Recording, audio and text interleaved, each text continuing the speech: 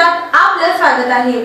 काल गुरुवारी उताशणी पौर्णिमेच्या मुहूर्तावर श्री तुळजाभवानी मंदिर संस्थान येथे होलिका दहन पार पडले। श्री तुळजाभवानी मंदिरातील होमकुंडासमोर मोठ्या उत्साहात होळीचे पूजन आणि दहन करण्यात आले। प्रथा परंपरेप्रमाणे श्री तुळजाभवानी मंदिरातील होळी पूजनानंतरच तुळजापूर शहरातील घरोघरी होळीचे पूजन केले जाते। उताशणी पौर्णिमेनिमित्त काल देवीचा छबिना काढण्याऐवजी होळी साजरी करण्यात येऊन जोगवा मागण्यात आला। होळी सणाच्या निमित्ताने काल सायंकाळच्या अभिषेक पूजेची घाट 6 वाजता झाली। रात्री 8:30 वाजता धूप आरती करण्यात आली। परंपरेनुसार मंदिर संस्थानचे तहसीलदार तथा व्यवस्थापक अरविंद बोळंगे, पुजारी सुहास कदम, महंत हमरोजी बुवा, वाकोजी बुवा यांच्या हस्ते होलिका पूजन व दहन करण्यात आले।